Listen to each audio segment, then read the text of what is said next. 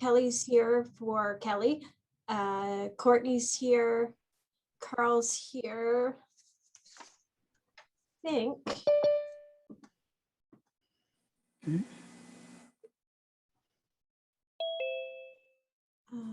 We're missing a couple, I think. Just going back here. I see we have a guest. Linda, welcome. Hi, I was invited here by Jeff Mills because I'm on the Carebridge Affordable Housing Committee. Okay, But I'm so also a town councillor for Carlton Place, yes. yeah. Which role are you here for? With the Carebridge with Jeff Mills. So Jeff won't be here, I assume you're, oh, Jeff is here too, okay. Yeah, he's here, yeah. Okay. Welcome. So Lindsay. Yeah. And so Lindsay, and that might be it. Okay, we'll give it, we can go ahead. We can go ahead and I'm sure Lindsay will join in when possible. Okay, so Dave, you're there. You can bring us live.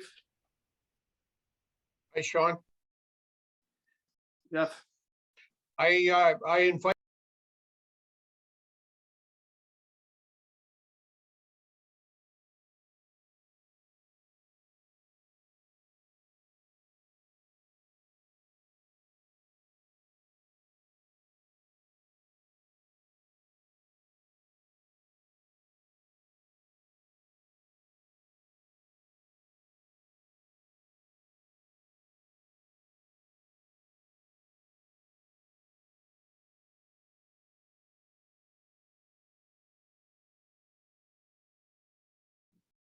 Good afternoon and welcome to this now, I believe, fourth meeting of the Housing Advisory Committee for Wednesday, July 7th. We have one member missing at the moment, but that may change in the near future. I'll call the meeting to order. I'll ask for approval of the agenda. Just need a couple of hands or any alterations to the agenda. So Ellie and Courtney, all in favor? Thank you. Adoption of minutes. I don't know, did everyone have a chance to review the minutes that Carrie had sent out? I need a motion for adoption of the minutes. Moved by Vicky, seconded by Courtney. All in favor? Good, thank you. I'll ask for disclosure of any monetary interest. I don't see any hands. I don't believe anyone has a monetary interest, so we can move on. No delegations this week. A couple of priority issues. We're going to start with the accessory dwellings, accessory buildings that we didn't quite get to on the 23rd. Carl Granke, our senior planner, is here. We've had some sort of offline conversations around this topic, and Carl is well prepared to move this discussion forward today. So Carl, welcome, and the floor is yours. Thank you, Mr. Chair. Good afternoon, everyone. So based on conversation at the last meeting, the committee is eager to explore drafting accessory housing policies that I guess in advance of or part of and in advance of the entire zoning bylaw review, and looking to get some of these policies in effect within the next few months rather than within, say, the 12-month period that we'd be looking at for zoning. So just to reiterate, our zoning bylaw currently allows us to approve accessory apartments within an existing single detached dwelling. So recent changes to the Planning Act have required us to allow those, have zoning allow those within semi-detached and row house dwellings as well. So a little bit broader, and then also in detached ancillary dwellings. So there's been a couple of amendments to the Planning Act since our zoning bylaw has come into effect. So ultimately what we would be doing here would be to accommodate, just bring us in line with what the Planning Act requires. Our official plan is more modern, certainly, than our zoning bylaw is, but unfortunately it does not go all of the way. So we do have the official plan. That's the document that gives us basically the policy allowance to create the zoning policy, which is the more regulated document. But the official plan allows our zoning to to permit accessory dwellings within single, semis, and row houses, but it does not contain the language to allow those in ancillary detached structures. So we would also need to just amend the wording of our OP to accommodate that through zoning. That can be done all at once through the same process. It's likely just the official plan amendments, probably just 5, could be as simple as adding 5 or 6 words to the policy, but it shouldn't be. We can run that the OP and that zoning part in tandem without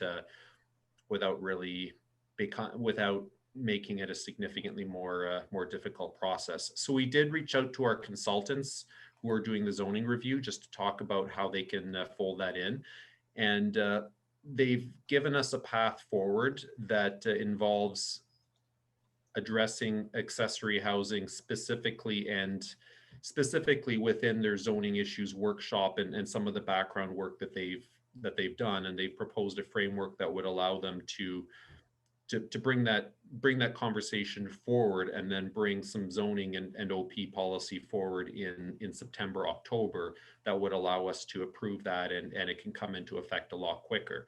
So they're also correct in stating that any zoning and OP changes to bring forward what the act requires us to do is not appealable. So there wouldn't be that 20-day appeal period that would normally apply. So that would save us a little bit of time at the back end of the process as well.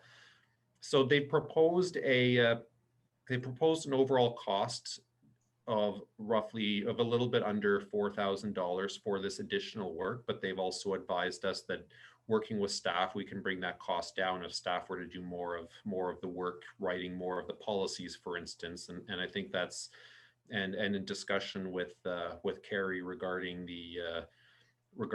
our procurement policies, we can work with the consultants to bring that down to hopefully down to within the $2,000 range that allows for staff approval for that extra bit. So, but ultimately, what we wanted to report back to the committee was that this is this is a possibility. We can do this within a shorter time frame, and hopefully have some policies in effect in October, while we work on the rest of the zoning policies that can and implement sort of the rest of those medium to high priority housing policies through the zoning review that will hopefully be wrapped up late next spring. So I think at this point, staff will just look for direction from the housing committee as to what the next steps would be.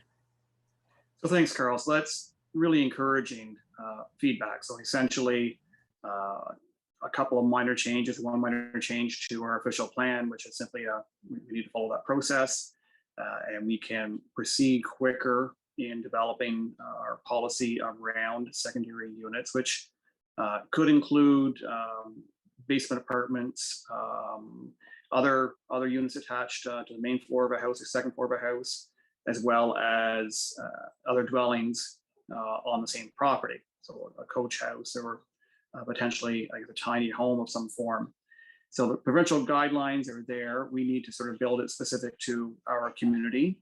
And I think we regard this as an opportunity, and maybe it's sort of that phrase of low-hanging fruit. And by advancing this, there will be some cost, but by advancing it, we would hopefully have a whole policy in place by fall. And I look at this in a couple of ways. One, it allows homeowners in, as Carl said, single-family homes, semi-detached, even row homes, townhomes, to add a secondary unit.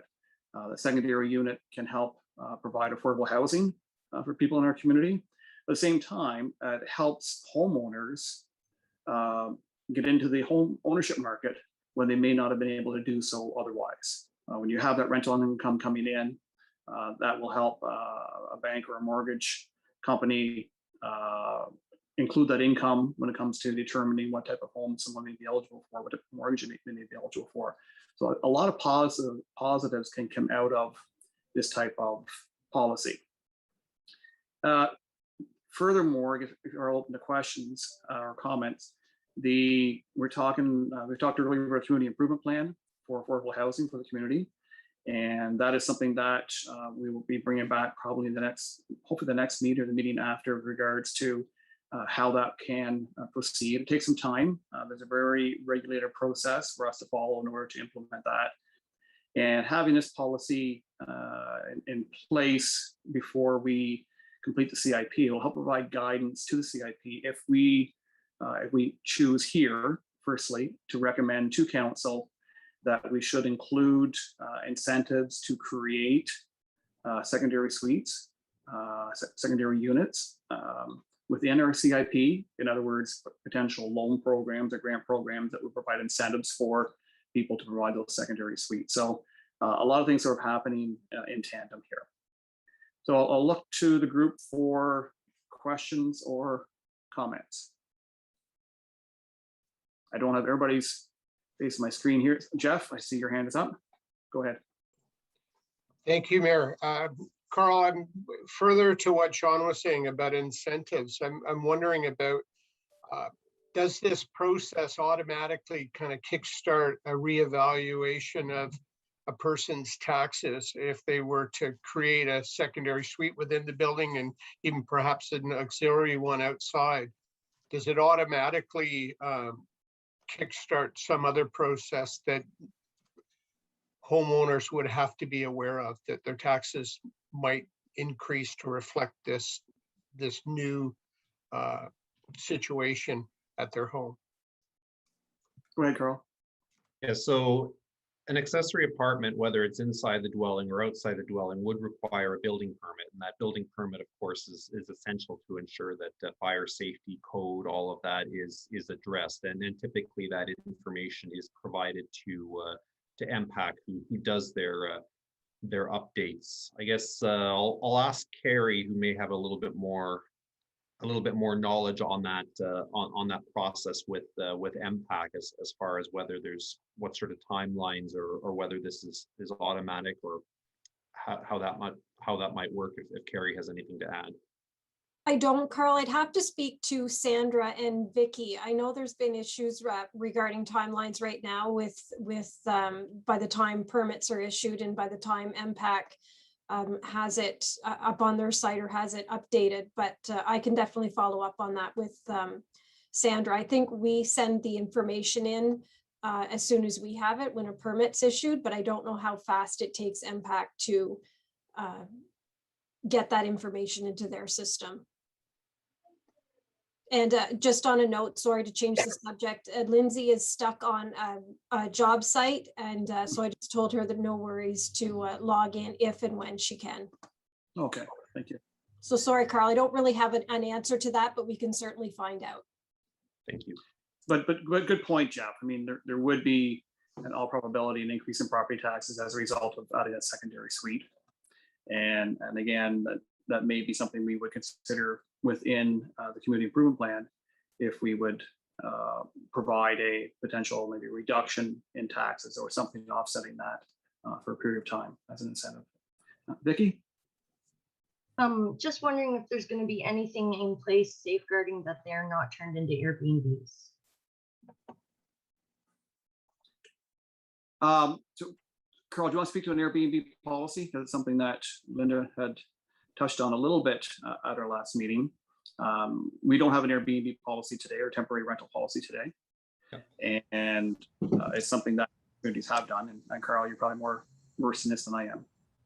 Yeah, so we have in our shopping list of zoning issues that we've asked our consultants to look at in the review, short-term rentals is one of them. That they weren't identified as one of the 17 recommendations in the previous housing in the housing report, but I think it's certainly something we'd be interested in seeing how and whether we regulate it. And I guess the advice I would give is what's the best, if we're looking at it from an equity and a land use perspective, perhaps zoning is the best way to do it. But if we're looking at it from sort of a health and safety, noise, those sorts of issues that have arisen in other municipalities, then perhaps say licensing is a way to go outside of the zoning context. So I think the challenge we have right now based on our current zoning is we focus on the use and not the user. So if looks like a dwelling, meets the definition of a dwelling, is shaped like a dwelling compared to say a hotel room or something like that that doesn't have all of the amenities of a dwelling, then we would accept it as a dwelling. So in terms of how do we regulate the rental of the dwelling, from my perspective, it's whether it's rented on, it becomes a challenging line to draw in the sand as to whether a 1 week lease, a 1 month, a 1 year, or however that gets organized. So that's the sort of thing that we'd be looking for from our zoning consultants, how we look at that from a townwide basis. Because yes, it's a fair point. Certainly some of these units may be rented out as short-term rentals and perhaps or Airbnbs, and perhaps those fill a certain need as well. So we'd want to make sure that we have that sort of holistic assessment of the issue and sort of our regulatory approaches if council decides to proceed that way. My worry is that once it becomes a monthly rental, it is a tenancy, as Linda said. And then should there be problems arising, they're then brought to the tenant board. That puts undue stress on homeowners, as well as the whole problem about it is we need houses. People are living in tents. That's the only issue. It's not about any NIMBYism or anything like that, or noise or anything. But thank you for answering my question. Thanks, Vicky. Jeff, with your hand up again or still up from before? No, it's, I put it up again. Okay. I just wanted to thank Carl for his answers to my questions initially, and then to your follow-up, Mayor Panko. I think that there could be an opportunity here if there was a way to forgive taxes for a year or two, would help to spur on the development of secondary suites. I certainly understand Vicky's concern about Airbnb. It's an issue worldwide with homelessness. So I totally get that. And that is a separate but co-joined issue for sure. And I look forward to how you can deal with that one. But if we can make it pave the way and make it a little attractive to do this, I think that there will be more and more people that'll take it as an option. So thank you. Great. Thank you. Ellie? Yeah, I think, I think the secondary dwellings are a really beneficial way. We need housing and we need it right now. I like Vicky's point in regards to the Airbnbs and what we can do around, policies around temporary housing. I'm wondering if that's something we can kind of combine with that incentive. So looking at how Jeff was saying, taxes and maybe providing incentives, is there a way we're able to provide individuals who are providing, those longer term housing options, the incentives, and, perhaps not the incentives for those who are doing it strictly for Airbnb. And if that's a way we can go about it, I think using that secondary dwelling really provides a prevention model for what we're looking at, right? I think allowing those secondary units help, I know the senior community is really supportive of them. I know the rural network for FASD is really supportive of them, right? They really provide individuals an opportunity to support their families. Without putting them into, RGI units, or without having to put them into long-term care homes, it really allows individuals to take care of their own. So I think they are something we have to go forward with, and I think, hopefully we'll see a lot of individuals using them as affordable housing and not that Airbnb, and perhaps maybe just not provide individuals the incentive if they want to use an Airbnb. Thanks, Ellie. And just to frame it a little bit, I think there's probably somewhere around 2,400, 2,500 homes in town, single family homes, semi-detached and townhomes. So even if 5% decided to add a secondary unit, that's well over 100 units. So that is extremely meaningful in a community our size. Other comments here? Ellie, another one, sure. Maybe not right now for the conversation, but just to kind of talk about it later on. I know there's a lot of really interesting things happening and supports happening, and sponsorship opportunities happening with CMHC in regards to the tiny homes and 3D printing and what that can look like. I know they're looking for some support that would be very cost friendly.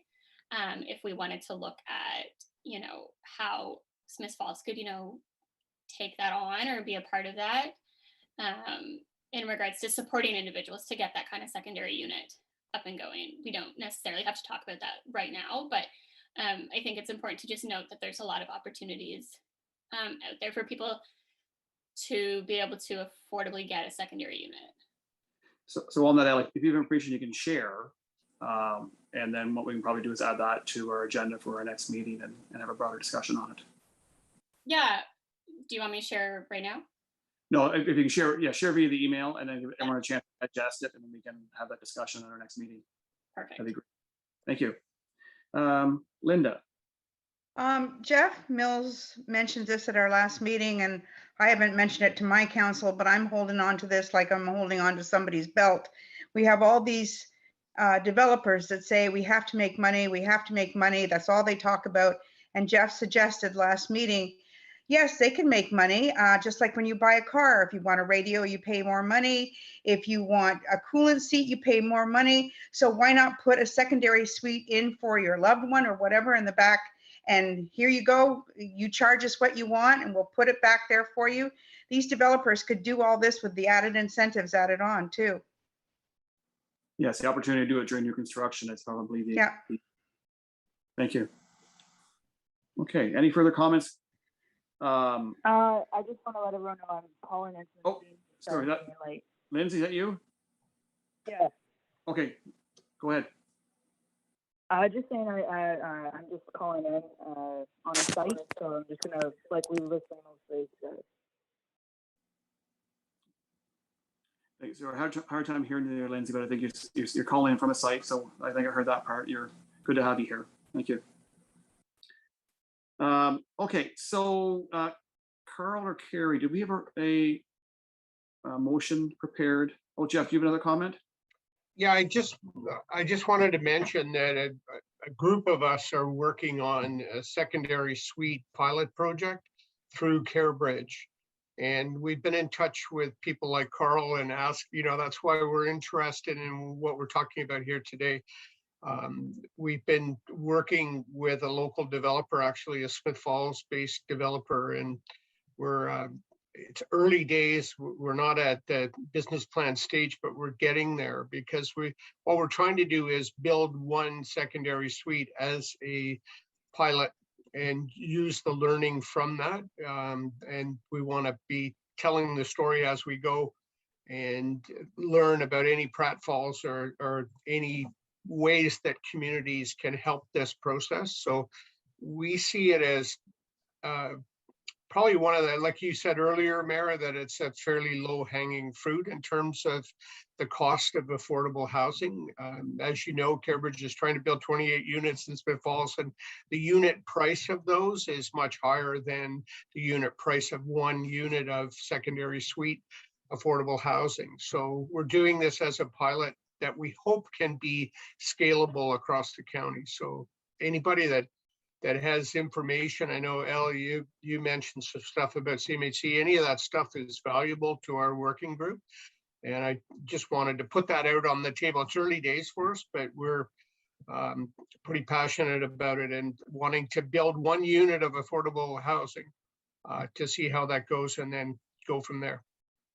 That's great, Jeff. Thank you. Please keep us informed of your progress.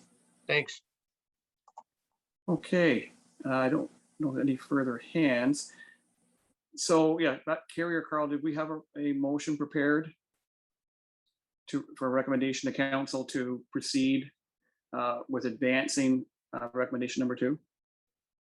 Just something very simple, Mayor Panko. I would recommend just that the Housing Advisory Committee recommend to council that staff work with WSP to advance recommendation number 2 in the Housing Task Force report. Something like that.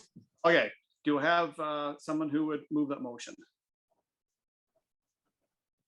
Kelly, sorry, no, Vicky, seconder. Jeff, okay, all in favor? I think all hands are up. Thank you very much. That'll come to committee of the whole meeting in the near future. Thank you. Great. Okay, moving on to what is recommendation number 13. So we had some discussion briefly on this. Linda Tranter's presentation at our last meeting really helped guide this. And that is the need to try and help inform primarily the tenants of our community on their legal rights and responsibilities as tenants. And so basically a public information session. And I think Linda's comments resonated loudly with all of us. I think many of us have probably either firsthand or heard of a friend or a loved one or someone who is facing homelessness, who has faced or is facing eviction. And many cases are not fully versed or fully aware of their rights and the mechanisms that can come into play to ensure that they potentially stay housed. And I've said it before, I think the most affordable house or home anybody has today is the one they are probably in. And if we can keep people where they are, affordability is going to be much more within reach than if they're forced to move. So I'd like to open up the floor to discussion on this. To Linda's comments, simply holding a virtual session probably does not reach all the people we would want to reach. Understanding some people may have limitations with technology, may not have access to technology, or the access they have may be somewhat limited. So as much as a Zoom format works for us for what we're doing today, I think we probably have to go beyond that if we want to make sure that we can reach as many people in our community as possible to ensure that they get the information that they need. So looking for feedback and guidance on this topic. Vicky, did you put your hand up? Yeah, go ahead, Vicky. Yeah, sorry, I forgot to raise my hand. I volunteered that if we do have a public information session to put in forward like any safety protocols, help sanitize or anything like that. And anything to help get this moving forward, as well as if we need to fundraise, I can help with that. Well, the other thing, Vicky, we'd look to your guidance. If you go back to the task force work, the recommendation that emerged from that based on your work and sort of that almost like a tenant workshop that helps them when you are looking for a new home, how you can sort of stand out, I guess, in many ways, understanding that every time a unit comes up, there are going to be numerous people looking for it. So yeah, I'd even love to pitch that too. I can do a short little presentation on it. I understand there's a bit of contentious problems with it around the pets clause, but I can work around that. Okay. And well, open discussion. Good. Well, we can circle back on that as we prepare for it. Yeah. Oh. I just think Courtney's having trouble with what she's seeing, I guess, what she's hearing. Hopefully that corrects itself. And Dave, perhaps you can reach out and help Courtney if she's having, it looks like maybe that might be a Wi-Fi issue right now. Other comments and thoughts on this topic? Oh, there's someone. So I keep rolling across here looking for anyone else who. Kelly? Yeah, just wondering if you would consider recording the info session. I'm thinking we have, we can certainly connect with our clients, and our community support workers would certainly have lots of people they could connect with to, let people know about that. But just thinking as well, if it was recorded, we could share that with people ongoing. Yeah, that's not a problem. We could. The format I'm thinking maybe is we do something that could be live, but also broadcast and then recorded for future use. Once we move through step 3, the province's COVID reopening, we will have greater latitude to hold a in-person meeting. We don't know exactly what it would look like now, but I anticipate we'd be able to hold it with several dozen people, at least in a room. So people who cannot go, may not access through technology, may have the opportunity to be there live, or to Kelly's point, the ability to look at it afterwards. Go ahead, Kelly. So would you offer multiple sessions then? Would you have smaller groups perhaps and do it on a number of times, or? that's a suggestion, and I guess it's a matter of probably resources. And we would look to Linda Tranter to be a key cog in doing this. So it might be based on her availability, but it may make sense to do one potentially in August and maybe another one a month or two later as well. So again, looking for feedback. Jeff?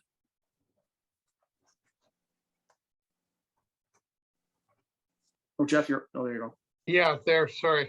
I'm working to two screens, chasing two mice, sorry. One thing you may want to consider is a drop-in that, you want to go to the people and be as accessible as possible. Another thing that I've always found with meetings is if you can somehow feed people, they're more apt to come. So if there could be a food element or a takeaway, that would be a good way to get people to come. And it's summertime, so with COVID protocol, being outside isn't a bad thing as well, with some tents and things. So just, but good on you for doing it. I think that's a valuable service to the community. Thank you. Ellie? Yeah, I think what Jeff just said made a really good point. Bringing food to the information sessions are really beneficial. And also kind of expanding on the outside idea with tents. I think it's important to note that just because we have an open space does not mean it's actually accessible for individuals.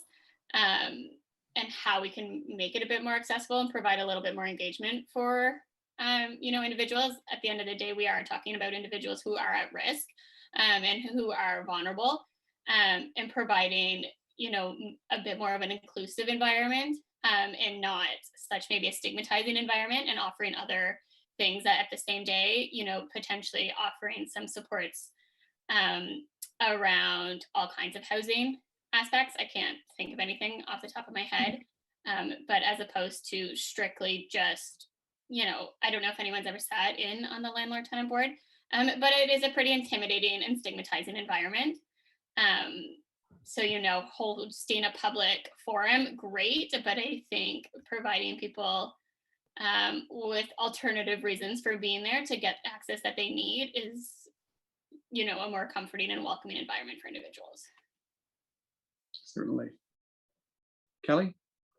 Yeah, I really agree with you, Ellie. I was thinking the same, that it would be an opportunity to really address many issues potentially. I mean, we could include others. I'm thinking of our organization, our community support workers could be there as a resource. People can access lots of different information. Lanark County Housing, I don't know if they would be wanting to participate or if that would be appropriate, but certainly information about the resources that are out there for people. So I like that idea. Yeah, I would agree. Yeah. Okay. The other thing I was thinking is a takeaway. So again, you hear something one evening and 3 months later you're dealing with an issue. It's nice to have some type of information you can take with you, or a resource that, again, not everybody can go on the internet and search for the right information. So having something people can take would also be helpful, I'm sure. Yeah, I would agree. A one-pager kind of infographic is super. Great. We'll get somebody working on that. Okay, further comments here. So I think we've, staff have sort of, again, have captured the comments so far.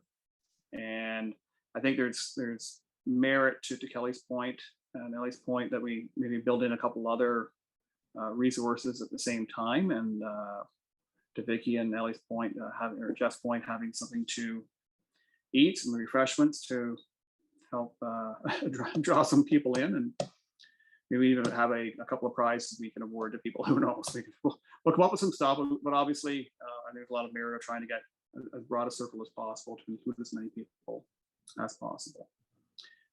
Okay, any further comments on this? And is there, I'll look for 2 volunteers who would be willing to help organize this. I think I saw Courtney with your hand up. Courtney and Vicky. Okay, that, perfect. So we will circle back, staff will be in touch, and we will form a smaller group in order to be able to advance this in the next couple of months. Okay, thank you. So moving on to accessible units. And I admit this is something that the task force did not at least deeply consider. There was no recommendation coming out of the task force work last year that we need to have attention and policy directed towards accessible units. And I think we've got a deeper understanding now of the need for accessible units in town, the need for ground floor units, not necessarily units with elevators, but we want to make sure that people have the ability to get in and out. And we have numerous people in our community who do require some mobility aids of some form or another. We also, of course, have an aging population that would require supports. So want to open up the floor for discussion. And Carl, not sure if you had an opportunity to look a little deeper into policies that may occur elsewhere. So I'll go to you in a moment, but I think Courtney had a comment to make first. So Courtney, will let you lead the way here. So I don't know, this might take me like a couple minutes to get through, but I'll try not to take up too much time if that's okay. Take your time. Okay, first, is my audio okay, or is it cutting out? My internet's kind of choppy here. We hear you. We hear you. I think your lips are moving at a different rate than what we're hearing at this end, but it's working. Okay, so first off, my question is, what is accessibility? And to many who may not need the accessibility for themselves, they may think that a home with a barrier-free entrance, ramps, wider doorways, and everything being on one level meets the requirements for a home being accessible, but it does not. While getting inside and being able to access all rooms are both a big part of the requirements needed for a home to be deemed accessible, they are not all that is needed. An accessible house or apartment needs to offer the disabled tenant access to all the same things in the unit that an able-bodied tenant would have access to in theirs. So all the appliances that come with the unit should be accessible to the tenant. Now, when talking about countertops, a standard kitchen countertop is 36 inches or 3 feet from the ground. For someone who is wheelchair bound and can't stand up, a countertop at standard height becomes difficult to use and often makes reaching the bottom of the kitchen sink, which is something we don't often think about, hard to reach. And in some cases, it's completely unreachable. A countertop lowered to the height of a kitchen table at the average height or a little higher, around 30 to 32 inches or about 2.5 feet, becomes accessible and removes the struggle of having to reach up higher and gives full access to the sink and countertop space.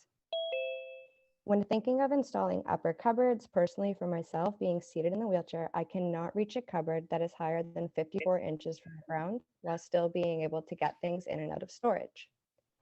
If you're installing a microwave slot that allows you to place the microwave above the countertop with the lower level of cupboards, if it's higher than 48 inches off the ground, it becomes unusual and is actually a safety hazard when trying to remove hot things from so high up. Washers and dryers should not be stackable, as that instantly makes them inaccessible. Side-by-sides that are front-loading are 100% accessible, and top-loading washers are accessible, but are harder to remove clothing from as you cannot reach the bottom of the drum. Bathroom sinks are a lot like kitchen counters in the way that they should be lowered for easier access. A height of 30 to 32 inches would make them accessible, as well as having a mirror that is low enough for the tenant to use. Some tenants who need accessible units will need a shower stall that they can roll into with a shower chair or use shower bench in. Having a couple units with a shower stall and a couple with tubs gives the potential tenants a choice for what fits them best, because I myself can use either, but prefer access to a bathtub as I can transfer myself easily from chair to tub. And grab bars are always good to ensure safety when entering and exiting the tub shower. If a room is on the smaller side, a door that opens out instead of in ensures that a tenant can get in the room and still close the door behind them. I personally have found this issue happening the most in bathrooms and closets. When installing a bar in the closet for tenants to hang things in, if you lower it by about half a foot, it actually ensures that the tenant can easily reach it when wanting to hang things in the closet. At standard height, it's unreachable from a seated position and requires a device to assist with hanging things up and getting them down.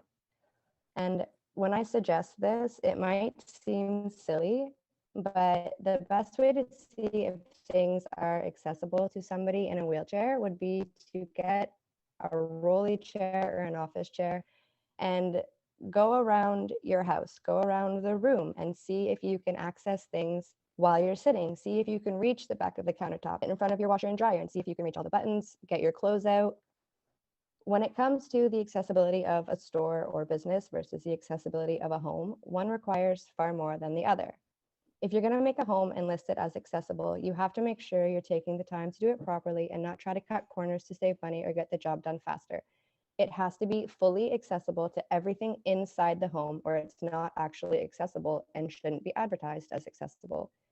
So when people who need accessible homes see one listed as accessible, they show up to view it, they think, oh great, this is accessible to me, they're going around, and then they realize they can't actually get to the things they need. They get discouraged when they think, well, this place was listed as accessible, it's not really. Like, are all places going to be like that? And it gets them discouraged and they don't want to keep looking. And what we need to do is offer hope and solutions to those people who deserve a home they can live in and not struggle in daily. Like, anyone listening to me right now could be in a position in the future of needing accessible housing at some point in time. And nobody who needs accessible housing asks to be put in the position where they need it. And it's already a big necessity in society, and the need is only going to grow. So we need to jump on it now.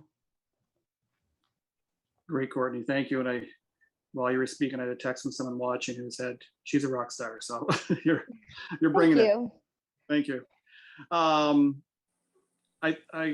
really appreciate you willing to share your insights, and I ask you if you can share a little bit about your own experience in one, I guess, initially finding a home, the home that you had been in, and how barrier-free that was, and how you're able to, I guess, function fine within that home, and the challenges you faced when knowing you had to find a new home. So the house that I was just previously in, it was accessible in the sense that almost everything was on one floor once you got inside, with the exception of the laundry room being in the back room. Again, counter was standard height, like nothing in there was actually wheelchair accessible once you got inside. Like, yes, I could get in all the doorways and stuff, but access to things wasn't easy. So I had to like make ramps that weren't up to standard length. Like, they were very steep, they were dangerous. I flipped out of them a couple times. It was hard, and I had to make do with, like, you know, those grabby arm things where you can reach up higher. I had to use those a lot, like in my closets or to reach things up on the upper shelves, and it was hard. And then when I found out I had to find a new place, that was stress, so much stress, because I knew from the stress of trying to find the place that I was in that accessible places far and few between. And when they say they're accessible, they mean that you can get inside. They don't necessarily mean that you can access everything inside. And that is, like I said, it's discouraging, and it just gets you down. You think, why is it so difficult for me to find somewhere to live? Like, and you're young and strong, and for people who have even greater limitations, it would be even a greater challenge. exactly. Like, myself being as young as I am and as in shape as I am, it's a lot easier for me to reach things that aren't necessarily within my reach, because I can stretch a bit more and I can lift myself up higher, whereas someone who's a little bit older and not as strong, a little more fragile, they can't do that. So if somewhere is listed as accessible, it really needs to be. It's hard. Well, thank you. I'd like to open it up for comments and other questions. Vicki? Just to note for the ramps, I know in Carlton Place, they would employ, or not employ, but they would ask the shop, the class, the wood making class, I'm so sorry, but they would ask them if they would make wheelchair ramps for the businesses on Bridge Street. I'm wondering if we could do the same thing with our high school out here and make them fully safe and accessible, and get the measurements proper and requirements and all that. As far as the other things, when reaching things with a grabber, that's not safe. Nothing is safe. And I believe that we should strongly incentivize accessible units, especially, and fully accessible, not just skirting around the, accessible. That's all. Great points. Thanks, Vicky. Lindsay, welcome. Good to see you. Yeah. A few things. One on Vicky's point about just creating ramps along the streets. I've seen initiatives be taken in Ottawa where sections of Bank Street and the Glebe, everyone jumped on board with it.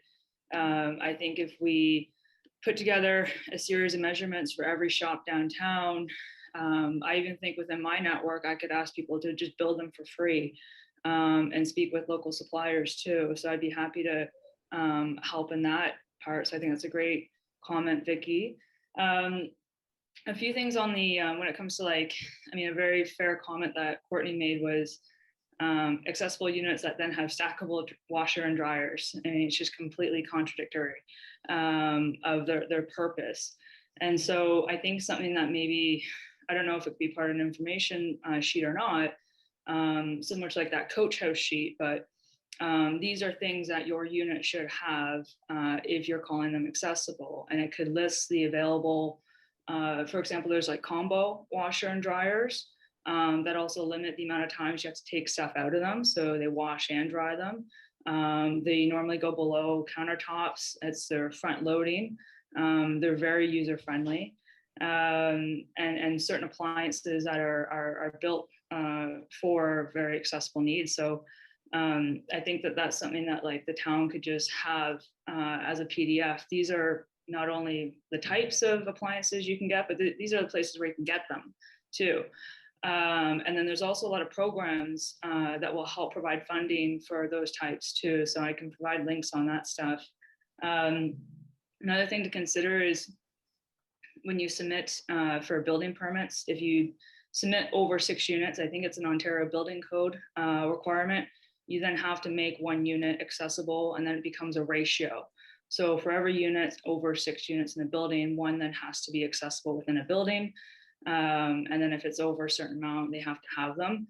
And the Ontario Building Code does provide pretty detailed descriptions about what they think is accessible. And I think providing that knowledge to the general public in a bullet form, because they've taken into consideration of circumference, space, what they call up to be accessible showers and things like that, the rails for getting into showers, for using toilets, things like that.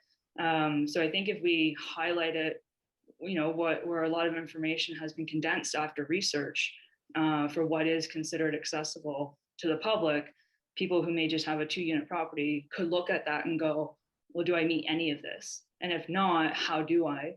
And am I falsely advertising? Which is I can only imagine going to a unit that says it's accessible, and it's not. It's just such a slap in the face, I think. Thanks, Lindsay. Jeff? Thank you, Mayor. The group that you're thinking about regarding the temporary ramps on main streets is called Stopgap, and they have a great website. It was done by students wanting to be accessible for a friend, and it's gone from city to city across Canada, and as Vicky mentioned, it's even in Carleton Place, I think. The whole idea with that is in the name, Stopgap, and when towns are redoing main streets, they should be looking to make every shop accessible once they have that chance. So it's not a ramp that should be there in perpetuity, but as a stopgap.